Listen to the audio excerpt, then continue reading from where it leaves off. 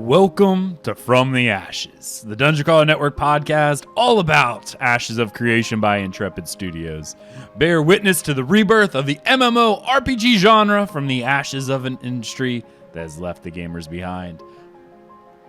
I'm Aggelos, founder of the Dungeon Crawler Network, and we are coming to you live from the Mighty Beard Tavern. And I have with me my awesome co-host. First up, Alpha Soul. Feels a little weird after 101 first, or after the 100th episode. Yeah, this was like a letdown. Like, oh, it's only 101. I was actually going to say that. We're already over the hill. Yeah. We're not going to do notes anymore for the show. Yeah. I'm not even going to wear clothes. We're going to wing it. So if you're listening to the podcast, imagine. Yeah, we're like the final season of Friends where it's just everything's being wrapped up and it's just kind of like, Yeah. Clearly, the writers have given up on this show like 4 seasons ago, but they have to wrap it up. We only have one writer, and that's you. Oh, why have you given up on us? I've given up on writing a long time ago. That's something else altogether. And also, that voice you hear, Mr. Crowjack. Hi, it's Apoc. We played it. What's up? And that is the extent of his contributions for this episode. And that's the end of the show. Thank you very much.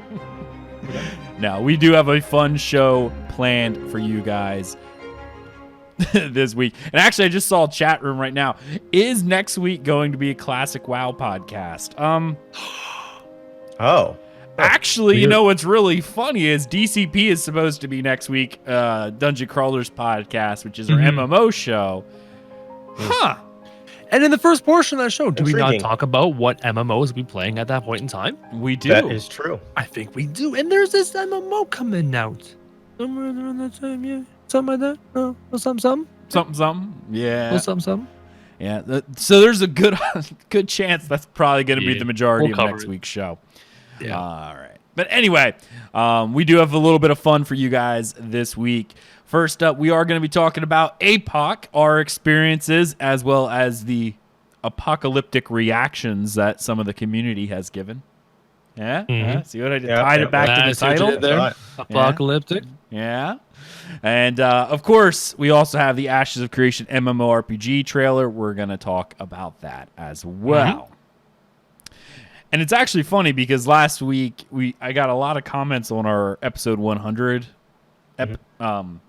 episode 100 episode. Shouldn't say it like that. About, man, I can't wait for you guys to go weekly again. I would love to. We're almost maybe kind of not quite there. And this is what happens when we have content to talk about, like the testing we went through. Guess what? We're weekly. Yeah. So, yeah. So that's what we're kind of waiting on for the weekly show to return is once we have news to talk about. Like, once the developers are doing, during their live streams, walkthroughs of the MMO and where they're at and they're showing the world, once we get to, like, that stage, even before we get to test it, but they're showing us stuff, then it's probably going to get back to weekly because we're going to have lots of stuff to talk about. Right. Or specifically when they start getting into the actual systems from within. Yeah. And we can start critiquing and, talking about the specific systems as they are in game. Yes. Right. Yes. And that's what we really hit on early on was when we got close, I took to all the guests and I said all my guests, my host, and I said, listen, this is the situation we're at. We've been going for over a year and a half, almost over 2 years, actually. Should take that back. We're nearing episode 100. We've pretty much exhausted every topic out there that we know about the game. Yep. We could go back and talk about them again, but until they give us new news, we would be rehashing the same arguments, and I felt that was unfair to you guys. So, But Aggelos, earlier on, when you were talking about all that really cool stuff, you didn't have me. Can you sense the sarcasm in my voice through the podcast? Podcast listeners, can you hear that sarcasm? I hope you can. you should have came out closer. I don't know. Yeah, so we felt it would have been disingenuous to continue the show on a weekly basis just for clicks, because that's not what we're here for. We're here to give you guys news and rehashing the same stuff with no new information. Trust me, when they start getting the topics that we've already covered in the past, and they give us more information. Oh, we're gonna talk about it again. Yeah. But we need. I can't wait for the developers to change their minds on certain things they talked about previously, and then watching the community just like lose their mind. Oh yeah. It's gonna be fun. I'm excited for them to come out and we actually see how mechanics work, and then we could go back and analyze past episodes where we talked about it and see how right or wrong we were. Yeah. Oh yeah, it'll be fun. Yeah. So that'll be fun.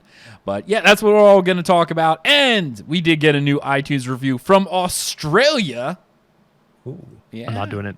I'm not doing it. I'm not making the accent. I'm going to do it wrong, and I'm going to get in trouble. I'm not making the accent. No. Well, this came in. Here's to another 100 episodes from Dear Lucid. Highly recommend this podcast for anyone interested in Ashes of Creation.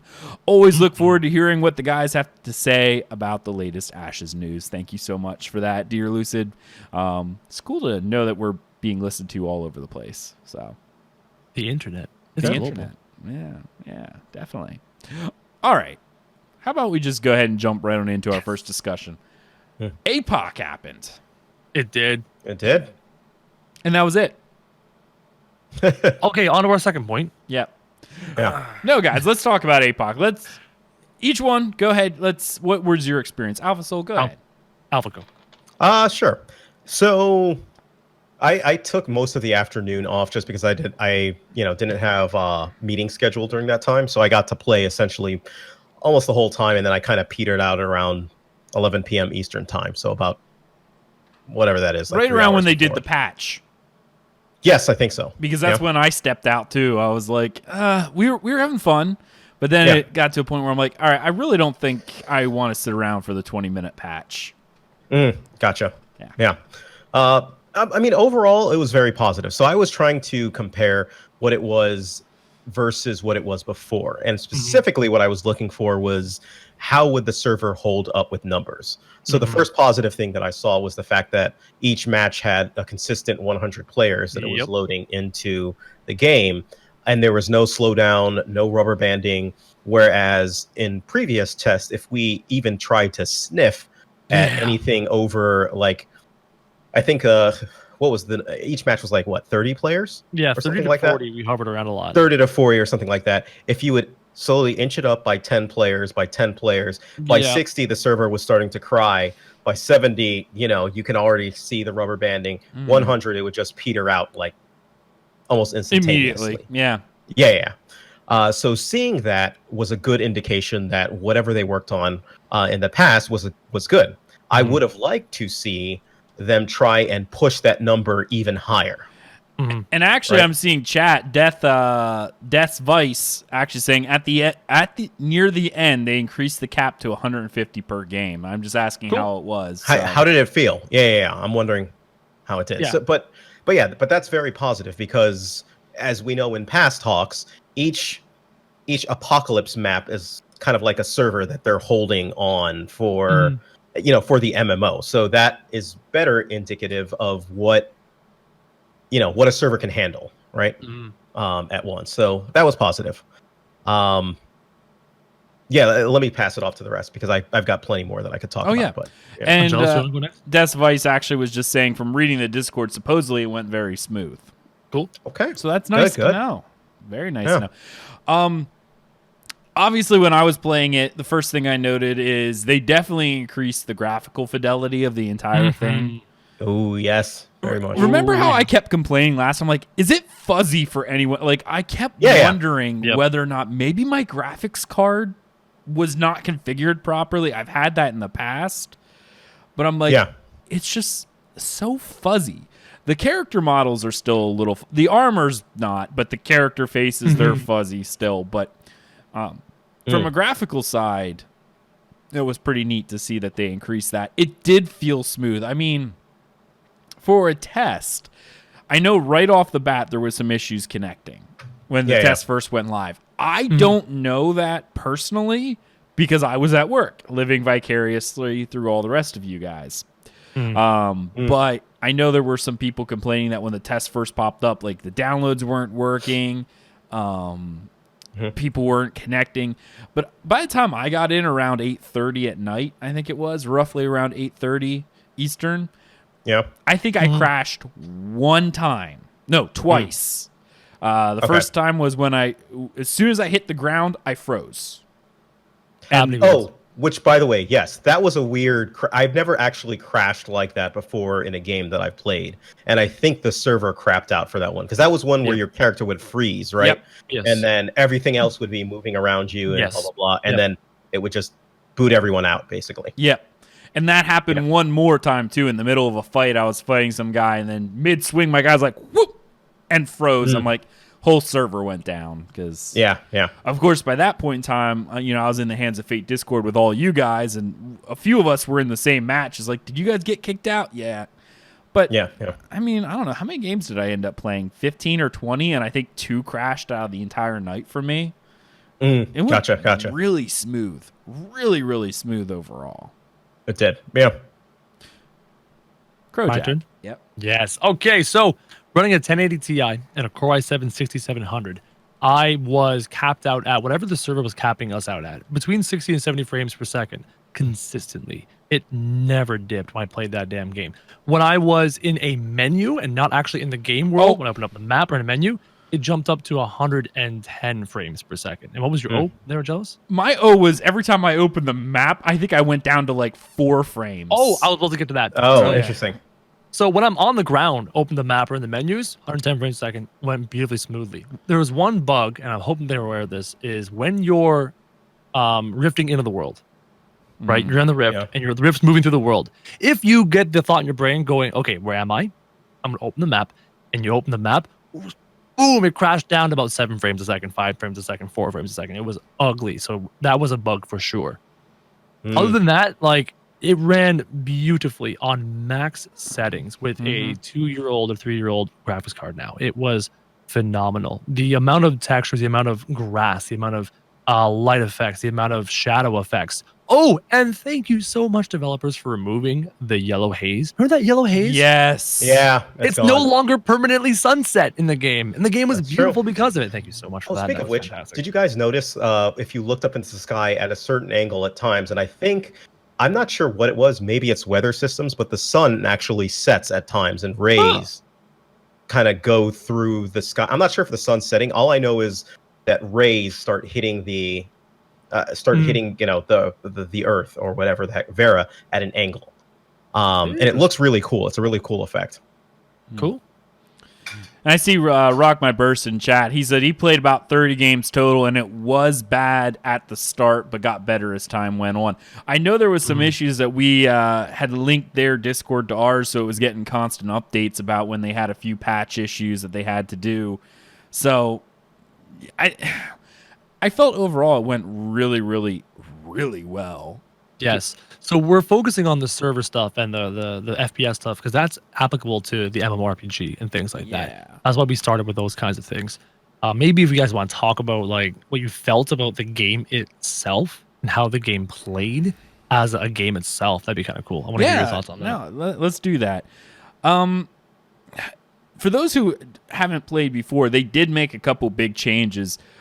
All of the ranged weapons are now all projectile. RIP, night bow, hit scan, headshots. I miss it so much.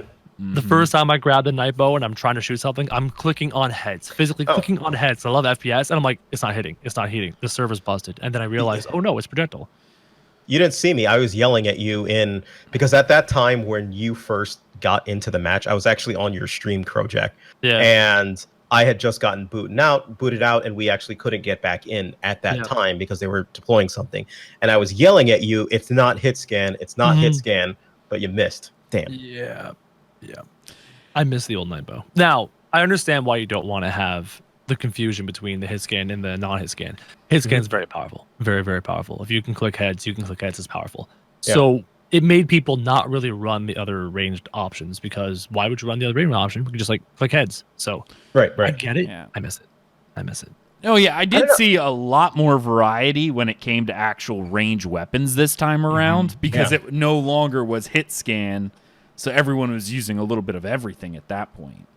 Yeah, I mean they're all to me equally good to use as far as hits. I was hitting people with the longbow with miasma as they were. I was leading with it basically. I was leading with the rifter or the drifter. That is a nasty mid-range weapon. That you know, if it's so the options that are there. The wand, I used that successfully. I used all of the items successfully, including the potion launcher, which now hits like a train. Oh, dude, I got 3-shot by that thing by some guy with lucky aim. It was the most embarrassing thing. Oh, no, don't be embarrassed. It's actually a very viable weapon now, especially if you nail them with the still blade.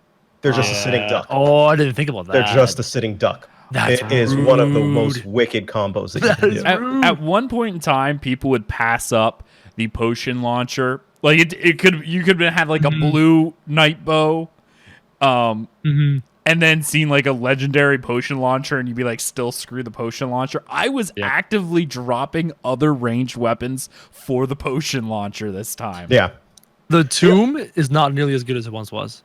Yeah, it's not. That meteor, it doesn't deal nearly as much damage as it once does. It's actually based on radius now, whereas before... Closer to the center? Yeah, the closer you are to the center, the more damage it takes. Now, they did nerf it. It doesn't do as much, but it's still effective. One thing I did note is they did increase the rate of fire for the tome, so you could drop a lot more meteors a lot faster. One thing they changed, and it's a very fascinating change, it affects things greatly, was catfall boots. When you jump at them, the speed with which you climb and fall is much faster. So what this has done is two things. One, shooting people out of the sky on the ground when they're catfalling is a bit more difficult because they go up and they go down a lot faster. And two, when you're jumping and you wanted like Nightfall Bow, for example, it's really hard to get that mouse movement to really keep locked on to the opponent character because you're going up and down much more faster than before. So it's like they nerfed it because of this, because it's hard to aim when you're jumping, but it's still the same duration, the same amount of jumps and stuff like that. So it's a nerf, but not like a direct nerf. It's kind of cool. Yeah. You want to bring up the Wand of Light? Yeah. Well, that was a bug that I wanted to mention that was really annoying. I've got video of it. It is one of the most annoying things. Somebody hit me with the Wand of Light in the lobby, right?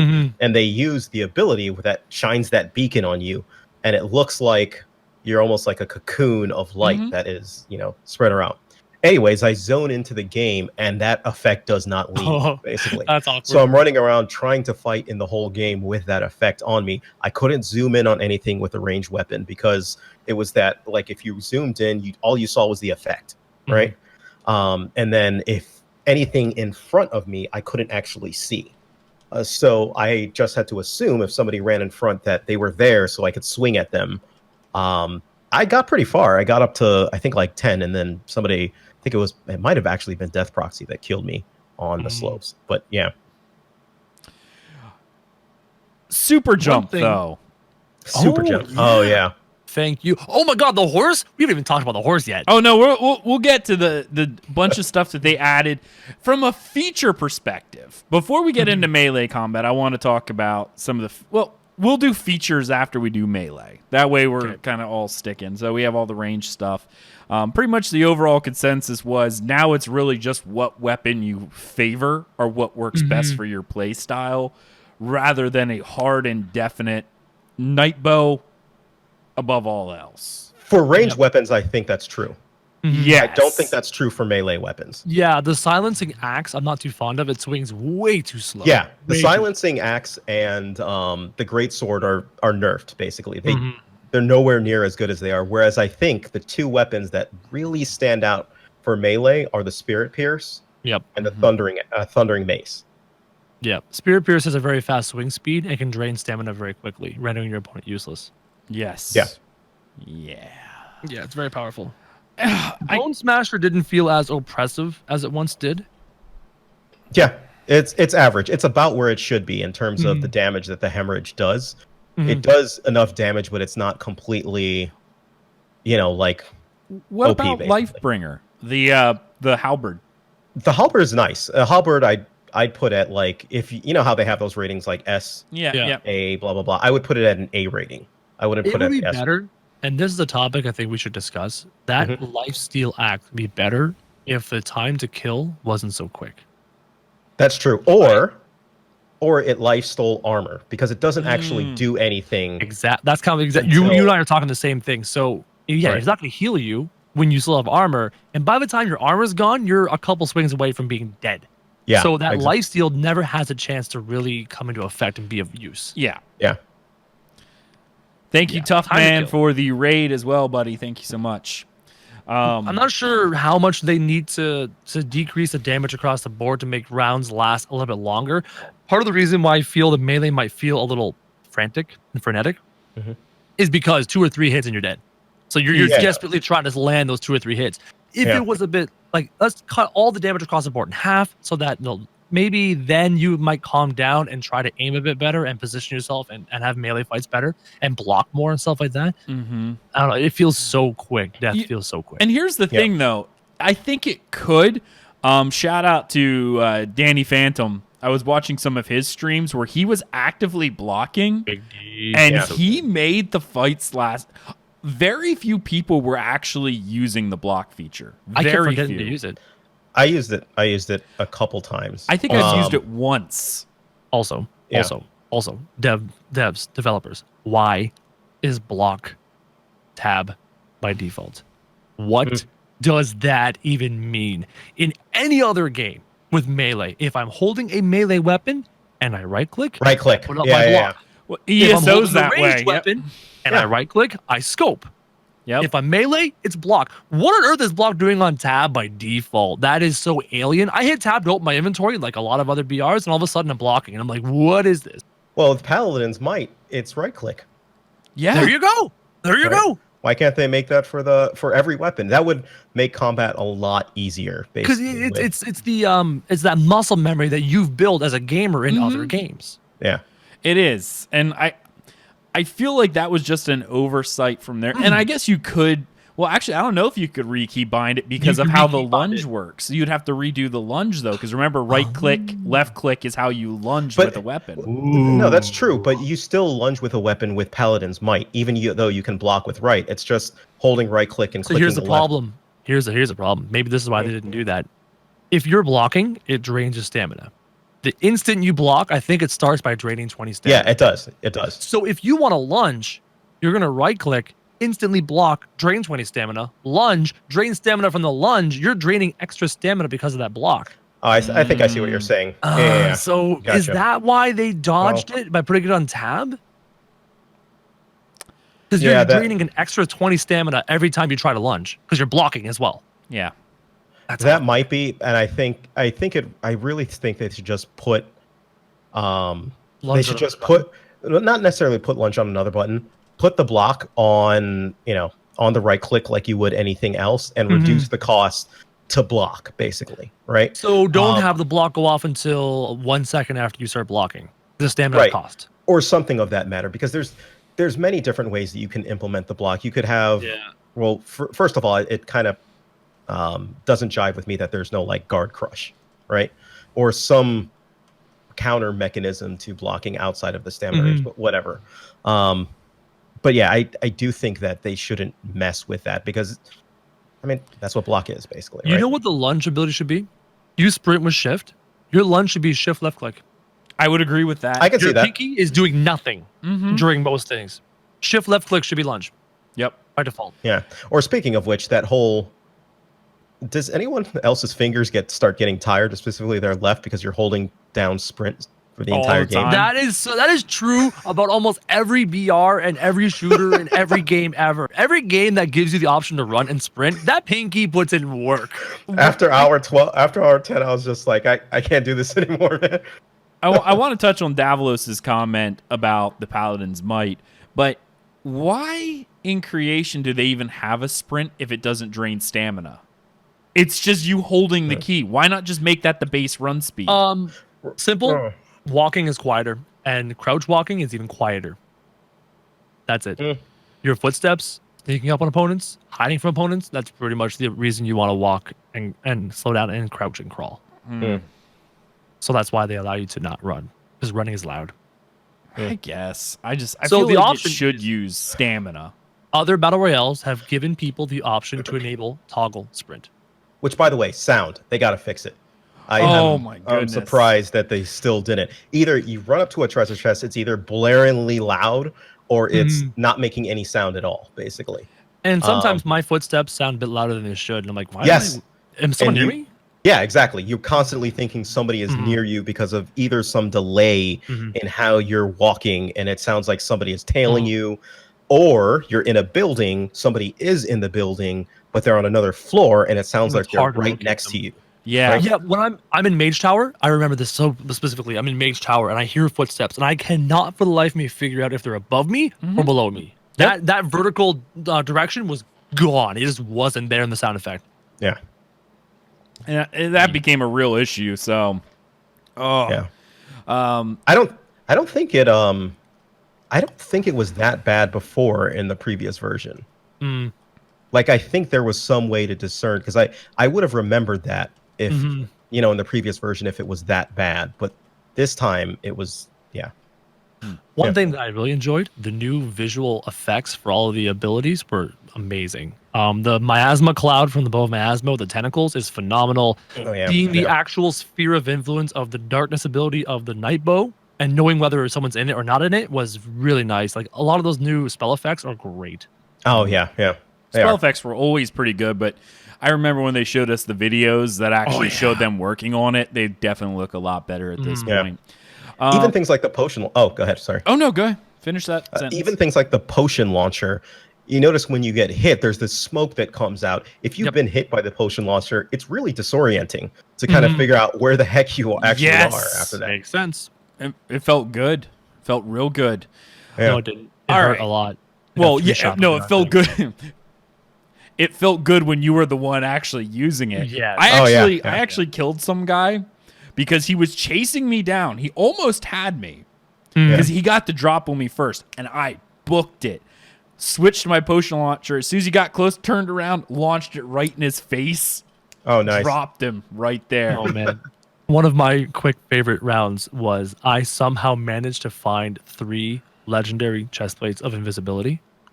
Oh, nice. And I was literally running around the entire match and I would kill someone and then swap armors and activate invisibility one more time. So everyone was like, there's a 3 armor cycle cooldown of invisibility. I was never visible the whole match. It was nice. Just a random story. Nice. Cool. All right, let's go ahead and talk about some of the other melee weapons overall. Paladin's Might seemed to have gotten nerfed, and I didn't see anyone using it, whereas before, that was the melee weapon. Like, you had that as your primary that you ran around with, and then you had, like, the Mage Stealer or the Silencer or whatever it was called, because it did hit like a truck. A lot of people use a shield to counter Bone Smasher. Yeah, well, I used it. Right, because they would stand in place. Right. Yeah. It's just, I don't know, it doesn't feel as much of a threat anymore. I don't think I lost to a single person who was using that Paladin. Just ran away. They did that, and I turned the other way, pulled up my bow, waited. Yeah. Oh, yeah. So Silencer got nerfed. I've seen a few people use it to devastating effect, but it always had to be on the lunge, and then they had to switch to something else. And you have to hit every swing with that thing. If you miss, it's so punishing because it's just slow swing speed on that thing. Right. Yeah. Well, all the big melee weapons had a slower speed. But see, I actually, that's the one thing I really liked about what they did with the melee. And, I sucked terribly this thing. I don't think I got above the top. I think 8 was the highest I got. Yeah. I refuse to use range weapons because I'm like, okay, they're all hit scan now. They're fairly good. I was using melee for everything to try to get a feel for it. Yeah. And what I like about it now versus where it was before is it has a real risk versus reward that it didn't have before. It does. It does. When you hit, it's devastating. It's a truth. Yeah. But when you miss, it's equally devastating to you because the recovery time is so long. Yeah. So I actually like that. I know some people complained about it, but I enjoyed it a lot because of that. Yeah. It's also got that, I'm not sure if we talked about it, but now it has the lock if you hit, basically. The light animation lock, yeah. Yep, yeah, I it's felt kind it of like, melee. Yeah, and that's essentially what's preventing things like Actually the heavy two-handed weapons, all of them for the most part, outside of the spear and the halberd, from being as devastating as they once were, right? Yep. Yeah, your ability to strafe and wield a two-handed weapon has definitely been impacted. Yeah. Can we talk about the super jump? Yeah, let's go ahead and move into actually the Move. features. We're going to do that now. First up, I was shouting at you in your chat, Crowjack, and you didn't seem to understand. I feel like what they did was they took the Fortnite mod for Unreal and switched it to Apex. Because don't you know, when you're in the thing now, you're no longer dropping from the sky like in Fortnite. You're now on a what I called it, a ferry, where it picks a straight line and carries you across the map. Yeah, that is true in Apex and in Fortnite. In Fortnite, they have the bus. In Apex, they have the drop ship. Yeah, that thing travels across the map, and you choose when to drop out. Yeah, and that's what I was looking at going, they swapped it for the bus. This rip that went across. Yep. Yeah. Yep.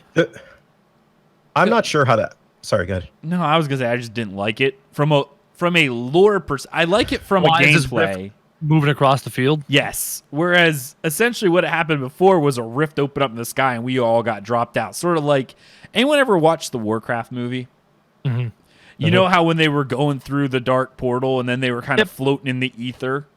That's what I look like. We all went through the portal and all of a sudden there's a rip in the portal and we got sucked back out. Now we're on a straight jet portal. Like it. Oh, I see what you mean. Yeah. Why is the portal moving horizontally in the flat line across the sky? Yeah. From gameplay, that's what you want. From lore, from immersion point. I know some people don't really care.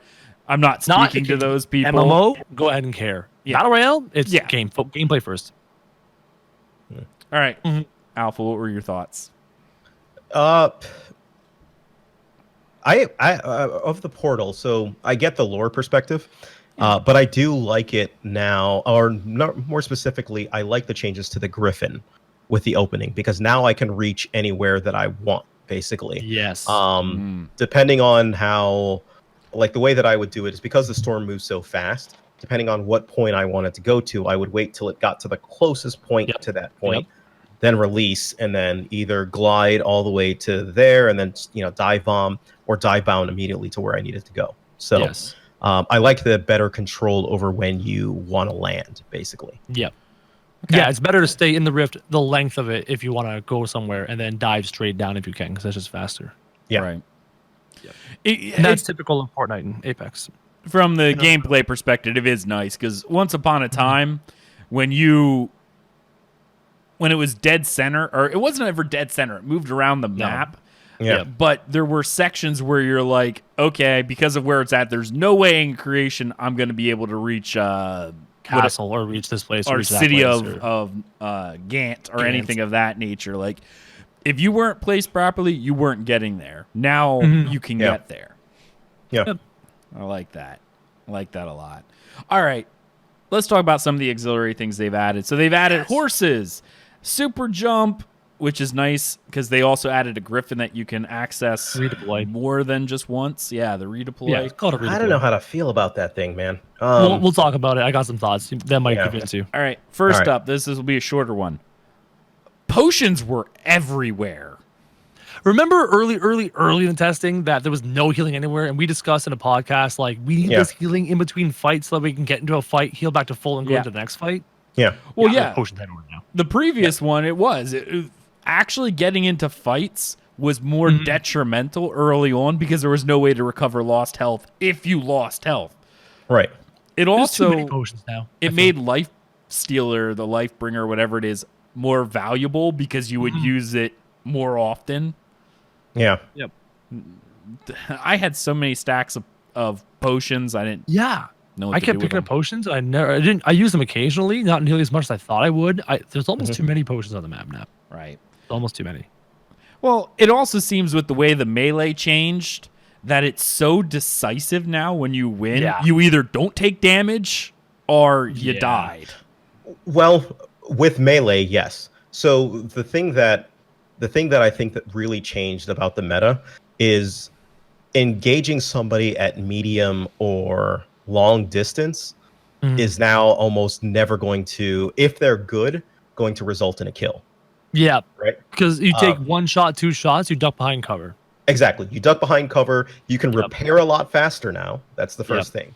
You can repair your armor faster. It's not as quick to drink a potion as it was before. Yeah. But you can repair your armor a lot quicker. Yep. Secondly, because of that super jump, you can easily escape. Like I fought Phantom twice, right?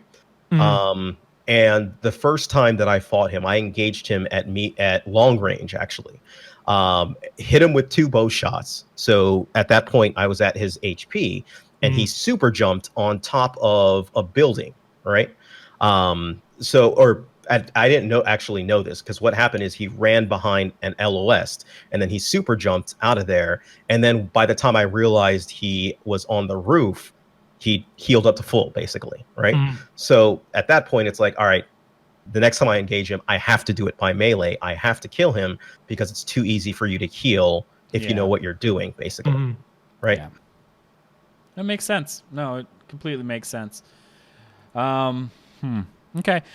I actually see chat talks about it's weird, but map feels really small now, because with super jump and the Griffin redeploy, you get around so much faster.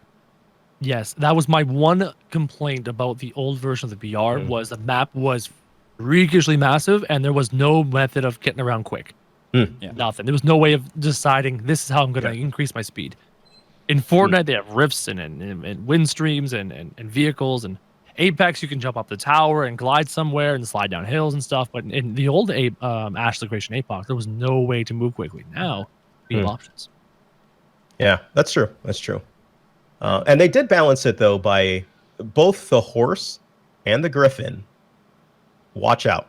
Because if you use it and somebody has their ranged weapon out, you are a sitting duck. You are a bigger target, and it is much easier to hit you. Yes, that's what I want to talk about with the super jump. It is a very powerful ability, but you cannot move with it. And I was happy that you couldn't move when you were charging that thing. When you're doing the super jump, really, that is for movement on top of buildings or to redeploy. What's the easiest place in Apex Legends to get people when they're on the zip line? Pew, pew, pew, pew. You know? Like, when they're moving in a straight line and they can't. Yeah, exactly. I've seen so many times people get picked off that zip line just because they can't do anything. You know where it's going. It has a set trajectory. That's it. Yep. And Griffin's right. The Griffin's going to glide usually in a fairly predictable pattern. So yeah. We're going to move on from this section. We're going to actually start hitting some of the controversy side of this. Let's talk about what the overall reaction was to APOC from the community. And also the community that decided to say something. I want to emphasize that. Yeah, fair enough. Fair enough. I mean, we got done saying some of the good stuff. There was a lot of good stuff from this test. And again, if you had played previous tests, while the gameplay was more fun, the one thing I look at from a gameplay perspective is this is not indicative of what the MMO is. It's a standalone game, but the back end felt smooth. Yeah. Oh, also, they got to get rid of that mouse turn for horses, because that's... yeah. What, you don't like me doing 360s on the horse? You said it's almost hard, or the hitbox is bigger on the mounts, as I see chat saying, but when you could mouse turn like that, like, it's insane. Dude, people were shooting at me from the top of Mage Tower on my horse. They couldn't touch me. I was just zigging and zagging like crazy because that thing turned dime. And you also got to change some of the sounds, man, because there's a certain sound on the horse that sounds like footsteps. And so I would constantly be, whirling around and looking at the horse, basically, because I thought it was a person. Yep. But whatever. Right. Yep. All right, so let's talk about some of the negatives from this. I mean, the Steam reviews ended up pretty much mostly negative. I wonder why. Want me to say why? Here, let me say why. Yeah, go ahead. So there is a beautiful band of people who have gotten together into their own little private Discord groups and Reddit servers who have decided to try their best to like bomb and dislike bomb and review bomb this game ad nauseum for infinity. I want to put that into public knowledge now. It exists. It's out there. So you can take a portion of the negative reviews and toss them. Also, a lot of the negative reviews, and I browsed through them on live. It was hilarious. basically started with, I thought this was an MMO, and then continued to go on. They weren't judging the game for the game itself. They were upset that this wasn't the MMO, and they just hit a negative review instantly for that reason. So how can we look at these reviews and give us a good taste of what the game, that this game itself is like, if they have these types of people just bombing it because they want to? I do see chat room talking about this, and it feels good, and yet I'm also going to play the benefit of the doubt and play a little bit of the devil's advocate here. It is marked as an MMO on Steam. That was a bad idea. That was a bad idea. Yeah. That should have been at least an action game or something. If you couldn't get Battle Royale as your category, action game, something like that. Right. And I did see a lot of negative reviews from people who just can't tell time. Like literally, people. Oh my God, yes. People were sending me messages on Twitter going, "I just got done with the download. Why can't I play, dude?" Oh yeah, it's a different day. It was said it's supposed to be up August 20th. Well, it is August 20th. PDT. Yeah. It is. It's now the 21st. Yeah. So other than people can't tell time, that's a bigger issue. No, you can't toss out every negative review, but you have to take them with a grain of salt and sort them. Actually, by, okay, this is constructive criticism, and this is just what it is. Actually, Intrepid can toss out every review because they took down the Steam page. I don't think it's down. I think it's just hidden. It's down. No, it's down. It's down. Okay. Yeah. Okay. Cool. I actually think that's going to come back and bite them in the rear more than almost anything else. Going on Steam? Well, no, not going on Steam. Taking the game down. Because all those reviews, if they bring it back up, are now gone. Yeah. But how is that going to bite them? It's because it's going to create a narrative, basically. Yeah. It looks worse to basically say, and it's something that, somebody who dislikes the game will essentially say is that, oh, it did so bad and it got so negative that they took down the reviews. And I see people say community page. Simple. Community pages don't go down because they're part of the Steam forum section. Mm-hmm. The actual buy page and stuff like that, that's down. Yes. Yeah. Bad. It doesn't make it look bad. It doesn't make it look bad. A prudent person, a normal person who thinks pretty averagely, will realize that was a 12-hour test, and when it's not available for play, why have the page up and confuse people into thinking the game's available to play and available to install. That an average normal person who doesn't come into the forums and doesn't go onto the Reddit and doesn't go onto the Discord, just an average guy, is going to look at that and go, oh, it's a 12-hour test and it's down, so whatever. But what it does do is give the trolls easy ammunition, like you guys described. Right. But I don't think a general average person will look at that and go, oh my God, they're hiding something. I don't think so. I think we underestimate how intelligent your normal person is. Okay. It's the internet. I definitely The internet makes underestimate. the minority exceptionally loud. It makes the minority exceptionally loud. I see chat going, they more or less, they say, I disagree. It's romantics. I disagree. Most people don't read things, so they take them at a glance. So the first news thing, if massively OP or MMORPG.com or IGN goes and posts something going that they took the Steam page down, that's all people are going to read. I'm trying to remember. Didn't Battlefront, the Star Wars Battlefront, take their Steam page down because of all the negative reviews? There was a really high, I don't remember if it was that one, but it was a really, really high-end game, like a really AAA game that took their Steam page down when it got negative reviews and put it back up to hide all the bad reviews. Mm-hmm. It's a common thing. We've seen other people do it. And actually, Steam has started to take a stance against that, but I really do feel like taking that page down is going to really hurt and really not help them with the narrative that they're trying to get out. It will not help them. I will agree there. It definitely will not help them. It's not like it's going to make things better for them. Right. Now, how much it's going to hurt, we can probably debate that, but we'll have to wait and see. We're not going to know until time has passed and we look back and go, well, that sucked, or that didn't suck as much as we thought it would. Right. We'll have to wait and see. Do you think the actual adding it to Steam was an issue, period? Okay, people did not want it added to Steam because they did not want this whole negative review thing to go on. Okay, so how do I word this? Nah, there's no way to word this. If the game is good, the game will succeed. If the game is trash, it won't succeed. A group of people negative reviewing the game because they don't want it and they want the MMO is not going to slaughter it if the game is good. If the gameplay of the game is good, word of mouth will push it. The word of mouth will make it work. But that's up to Intrepid to make sure they've made a very good battle royale. Right. Have they made a very good battle royale that can go above and beyond these reviews? Don't know yet. We'll have to wait and see how the market responds. I kind of feel that they're sending mixed messages, right? Oh, they're sending mixed messages being an MMO company that's making a battle royale. That's for sure. Yeah, that's one portion. But I mean, I agree with their assessment. If you want to put it on Steam, in order to get more players, because I started seeing the player counts, and we definitely saw just how much of an improvement it was in terms of getting matches. 100, we're talking about, to an exponential degree of more players playing, right? I think the Steam charts had it capped, and that doesn't even take into account the people who were playing via the original client. Yeah, it was like 1,600 people or something like that. Right. And there were constant matches. You never had to wait more than like 20 seconds and 30 seconds for another match, right? Yeah. It was as fast as it could queue you up, basically, right? So for that respect, totally get it why they would put it on. Because, hey, we need to test. We need to hit these servers, hit them hard, hit them fast, as long as you need to actually do it. But if you're going to say that, hey, we're putting this up so you can test and hit servers, I don't think that you can charge, right?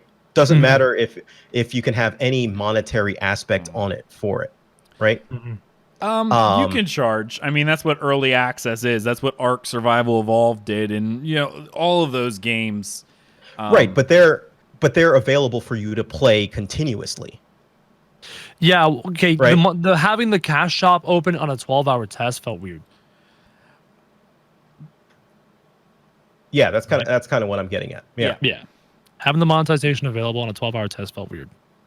It just felt weird. Would it have been easy?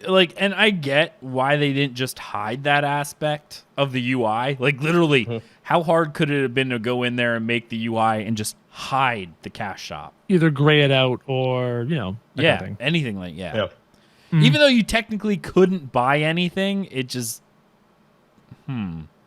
Yeah, I mean, you couldn't buy anything, but it's still, you could buy embers. Well, you could always it's just buy not embers, going to. but you could always buy embers, but they even you can't said, do anything with the embers, and it's not going to carry over. I got it. Yeah. And they even said that in the FAQ, because trust me, Maggie called me out for not reading it because I asked her the question. She's like, it's in the FAQ that we're just using a test account. Yeah. Way to call me out, Maggie. Thanks a lot for that. Not reading your FAQ. She caught me red-handed. Yeah. So anyone who actually would have read the FAQ, again, people who don't read, I don't think ignorance is an excuse for reviews like that. It's not. Same with the people who are complaining, like, I didn't get to play because I downloaded it late. Well, because you can't tell time's not our fault. Right. Sorry. Sorry. But not sorry. But I don't know. I think the Steam was good for having the numbers, but they should have really left the Steam page up and just put a big banner going, testing is currently unavailable. We will update the page when it's available again. And that won't stop people from trying to download it and trying to play and then complaining and then dropping a bad review. I mean, they're already there, though. Yep, absolutely. So, and a person only can do it one time. All right. Let's talk a little bit more about telling a story, because I know how much you loved, or that phrase came out of Alpha's mouth. I'm like, that's perfect segue for what we're going to talk about next, because they did release a new MMORPG trailer, and we're going to watch that right now. Right.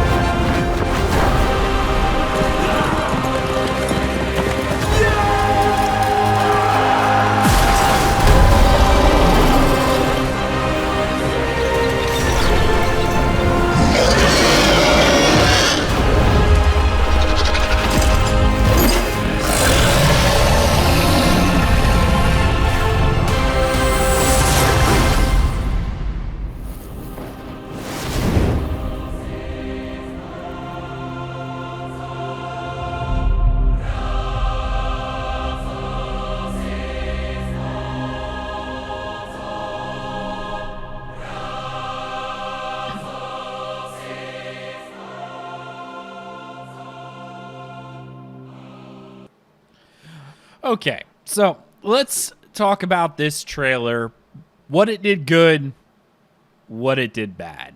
So, and then what community reaction was. Let's start with what it did good. Open neck fire breathing dragon is sweet. That's a cool concept. From a fantasy dragon lore perspective, like that's cool. That's a sweet visual. I love that a lot.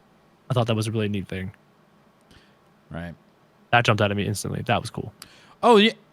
I will say the animations, take this back. The animations of the monsters, because those were the most recent things they worked on, looked fantastic. I seen someone in chat says, why is my dinosaur a pterodactyl? Well, technically it's a wyvern, so. Is it? It's got 4 legs. And 2 arms. Okay. I called it a 6-legged beast, but someone corrected me and said it's got 2 arms. So I'm like, oh crap, it's got 4 legs and 2 arms. It's a centaur dragon. We're going to have to pull up the dragon chart that I showed once upon a time of what is it. Again, I talked about this in my stream yesterday. It's a fantasy made-up creature. So the author of the fantasy made-up creature can make the fantasy made-up creature how they want to make it because they're the author. We may like it, we may dislike it. It's art, it's subjective. It's a made-up thing. It's fake. It's not real life. If they want to have a 2-armed, 4-legged dragon, they can have a 2-armed, 4-legged dragon. Right. Nope. And yep, you're right. A wyvern has hind legs and 4 wings, which would pretty much make all of the Khaleesi's dragons in Game of Thrones actually wyverns. Technically, yeah. So again, it's all fantasy. It's all good. It's a dragon. Whatever. Yeah. But no, I get it. There's this really awesome chart that I love that shows all the different dragons, showing them like a circle, and then they have like the spin-offs going, here's a wyvern, here's a worm, here's a different. It's pretty neat how they show it on the chart. Animations from the creatures look good, and they really do show that they have a beautiful world. Yes. Out of curiosity, what are the Chinese dragons considered? Technically speaking, they have legs. yeah, Very but small they're legs. very serpentine too, Yes. and most Yeah. often they don't have wings. No, yeah, usually Correct. fly They through the don't sky have with wings. They're called Chinese dragons. I don't think they have another classification other than being just straight up called Chinese dragon. Oh, okay. I'm actually going to post this in chat, and if this is the chart that I was referring to. Ever wonder about different types of dragons? Honestly, the closest, they're called lung dragons, I think is according to this chart that I posted in chat. I don't know. Yeah, because they have the long. Actually, can I save this image? I'm going to put it up here on the Discord or on the chat as well. So for people who are actually watching us on the YouTube channel, actually know what it is we're talking about. Long dragon. Yeah. So what's in the game that we were seeing is really, really, really close to a dragon. It's just that instead of like talons on the wings, they kind of have claws on the wings with the 4 legs and the rest of the regular dragon body. Right. But yeah, I love how they show the color breakdown, showing that the light green, these are considered drakes. Yellow is considered worms. Reds are considered wyverns. And then you have the mixture ones, like the amphitheater or whatever it is, which is like a sea dragon, which is a mix between a wyvern and a worm. And they show all the different sections. But yeah, technically they would be called lung dragons. Interesting. Drakes are essentially dragons without wings. Yep. Yeah. I love this chart, so that's cool. like my favorite chart ever. There you go. Now you know. So dragon's good. Dragon looks cool. The raptors looked amazing. You know. Love them. I was so annoyed by the presence of velociraptors in my fantasy MMO. I was actually I watched. I'm like, this is stupid. Why are there raptors? What other MMO has ever had And then I remembered, World of Warcraft had Course it had raptor raptors. mounts, and there was red raptors in the starting zone for orcs, and there's raptors all throughout World of Warcraft. I literally shut myself up. I was like, okay, I'm stupid. Take that back. I do. Yeah. On the flip side, they look so close to Jurassic Park raptors. If they change some colors, give them some feathers, change them a little bit, it would not be so weird. But it looked like I was watching Jurassic Park for a second. That's what kind of threw me. I was waiting for Muldoon to be sitting there with his shotgun, looking over his shoulder. Clever girl. Clever. Yeah. He was my favorite character in the books and in the movies. So, anyway, yeah, no, they look neat. Let's talk about what it did poorly. Okay. And actually, this is my chat. Someone in chat. I'm sorry, I don't remember the name. It went up there. Did they even say it was an MMO in the trailer? Don't think so. I don't think they did. I think maybe in the beginning flash screen it said MMORPG gameplay teaser. Okay. Oh yeah, I think it did. Yeah. You're right. But what from the trailer actually implied Zero. Anything about the game mechanics other than showing off the world? What they showed off was a whole lot of APOC assets and a dragon and some raptors. And this is what I'm doing. I thought the trailer was actually pretty good for knowing what they have. These are the things that the community and people outside the community go look at the IGN page where they posted it and see the comments. Mm-hmm. And this is where you'll get from a lot of my comments. I'm trying to reflect all of their criticisms. I'm just a giant amalgam of what IGN had said and other places. 1 second. Before you do that, okay, let me just mention one thing that I thought that they may have attempted to be doing, and I think they actually did well. Okay. And that's use the same, try and bridge the gap between what everyone has seen as Apocalypse and the BR as the assets or what the game looks like or the MMO looks like. I just don't think people quite believe it yet. I see what you mean. So they were continuing to try. Like, okay, I get it. You're trying to bridge that gap. Right? We've seen all this APOC stuff. We've seen all those APOC assets. They're trying to show you here's how it could look as an MMO.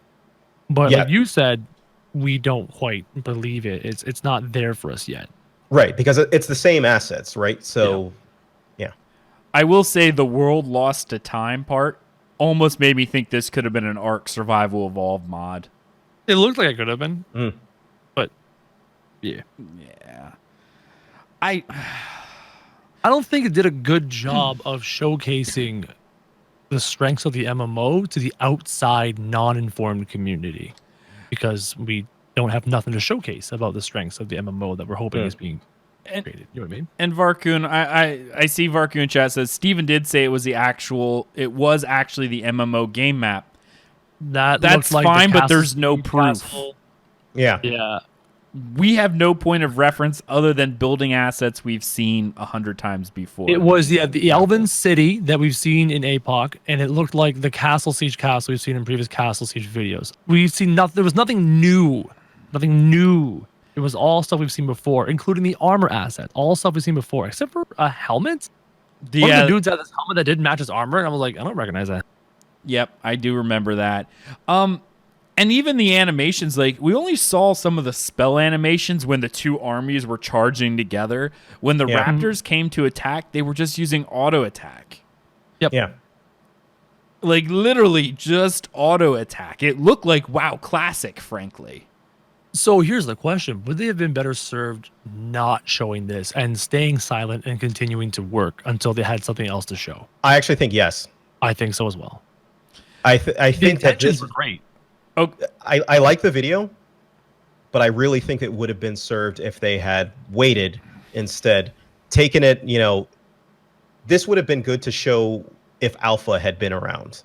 I don't mean me, sorry. If Alpha, if we had been in Alpha, obviously, right? Yeah. It would have taken on a different tone for it, if that makes any sense. Yeah, because that trailer didn't show outside people what the game was about. Because you could also superimpose it with your HUD, your character HUD. Like you could switch from the perspective of a player, that's playing in, and switch from a perspective of another player. But right now, all you kind of see is something that somebody has to take their word at for being the MMO. They did preface it by saying the word teaser. Maybe there's more to it. Because, it's like, remember a Star Wars trailer drops, but you don't get the full trailer. You just get the teaser, and it's just like little flashes of stuff, and you're completely left wanting, what is this? And you want the full trailer. You don't get that for months. Yeah, they prefaced this by calling it a teaser. So maybe I don't know. This is actually my opinion at this point. I'm not playing in the whatever it is. One, if this was supposed to be a teaser, this presents one of two problems. One, problem is that if this is a teaser for the MMO, if they radically change the art style, which they said this stuff is supposed to be APOC related and not MMO related, are people who watch this and go, wow, I now have basic looking equipment, not this super high fantasy stuff. Yep. Or then it also creates the other issue with people like me who go, oh, I thought that was supposed to be super rare stuff, and now this is just going to look like super glowy WoW, and Unreal. That's a personal fear I have now. The second thing that I have is when I saw this trailer, I thought it was good for what it showed. It showed the world. I know I even went, oh, those animations are a little clunky, but it's okay. They work on those, especially like the people running. It happens. Yeah. Okay, great.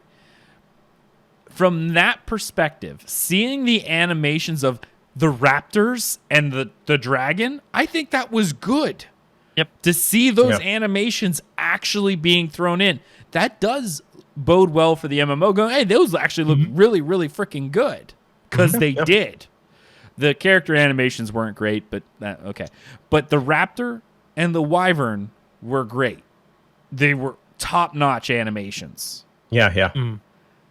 As far as that went, and presented to the Ashes of Creation community, and that's the key factor here, was good as far as it went. When it was released on IGN? Yeah, because you're no longer giving this information to your fans. You're giving this information to the greater public. Yes. If they had released this on their own private channel, not private channel, but just to the people who are fallen ashes. Discord.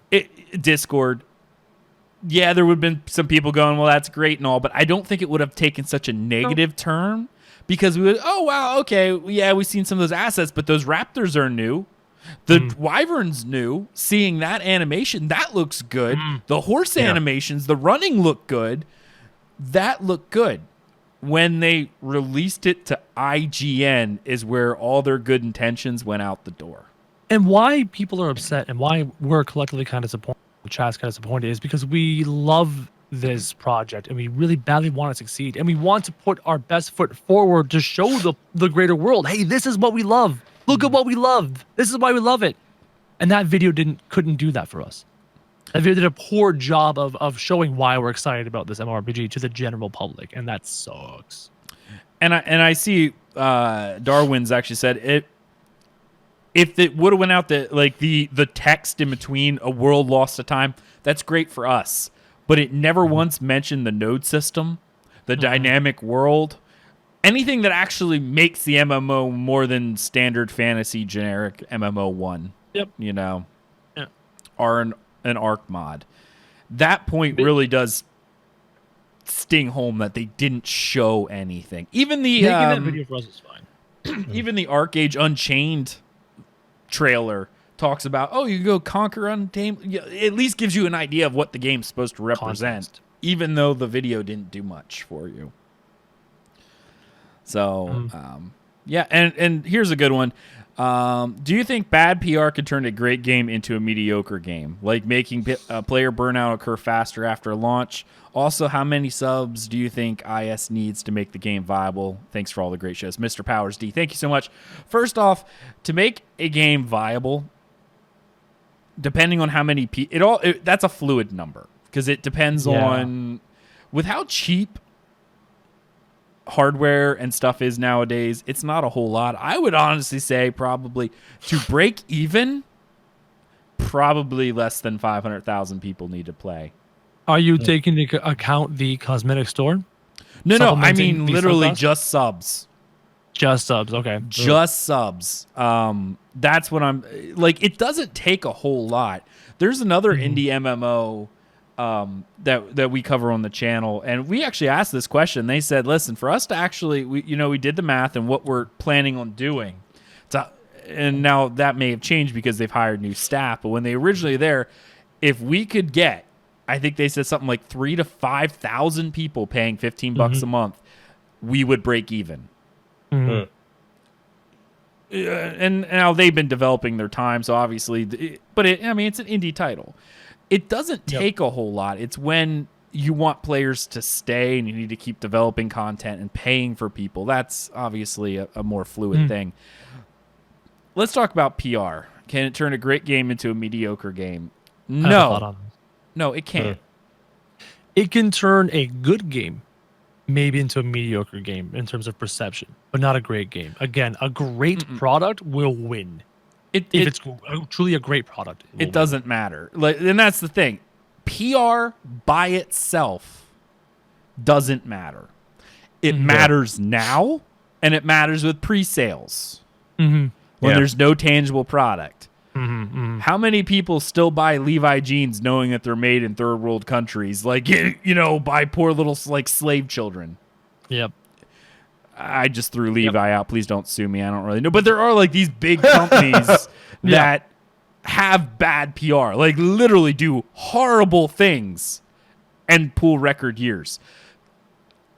Apple is one of the first companies to that'll be like $1 trillion company, and all of their stuff is made in China. And like when you look at some of the conditions people work in those factories, like it's been documented.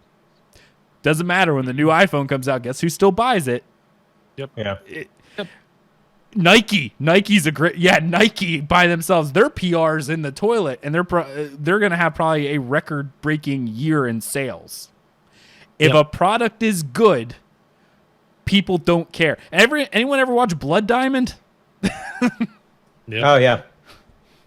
Doesn't really matter how horrible of an area it is. You know, I saw a comedian once talk about PR going, all these girls they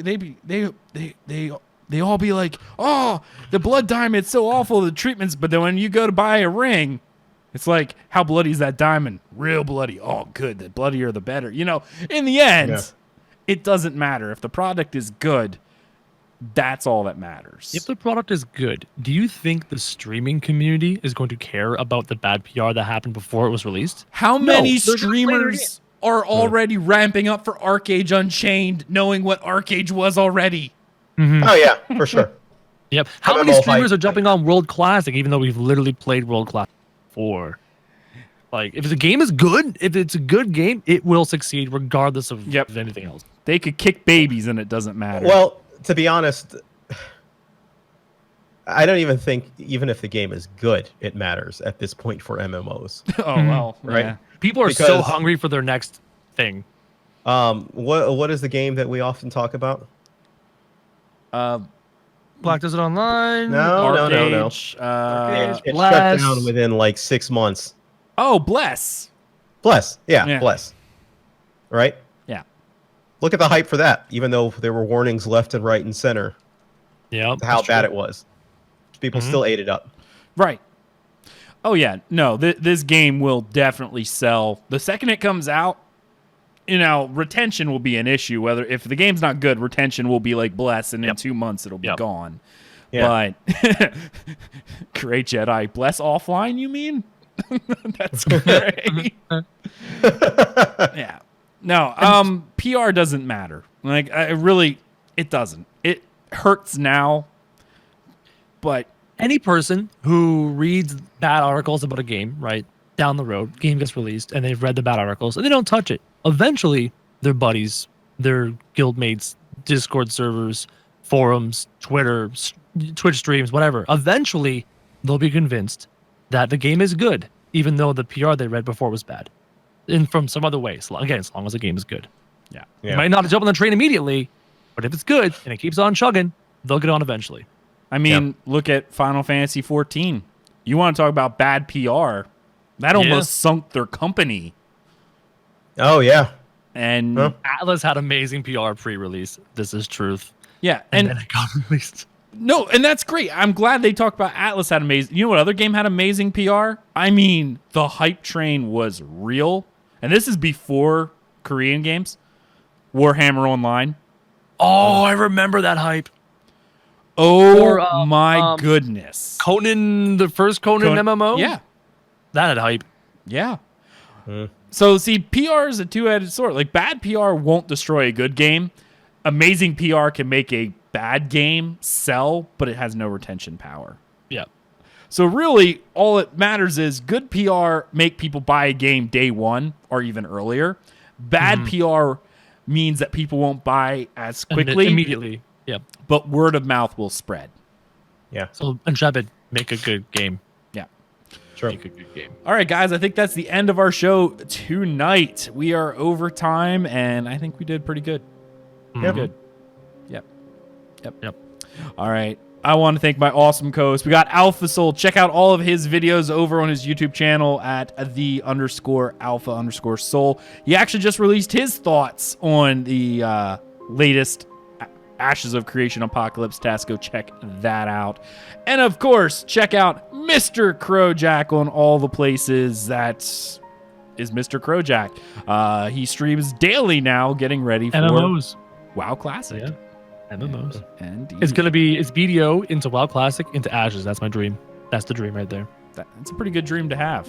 It's a pretty good dream to have. Anyway, you can follow everything else we do, dungeoncrawlernetwork.com. There you find links to all of our social media, including Twitch, YouTube, Twitter, and the Facebook. Be sure to check out our Patreon program, patreon.com/dungeoncrawlernetwork. If you want to help support the show, you can also leave us a 5-star review on iTunes so people know that we are a real podcast, that we say real words. Sometimes they matter. Thank you so much for joining us on this episode of From the Ashes. We'll see you next time.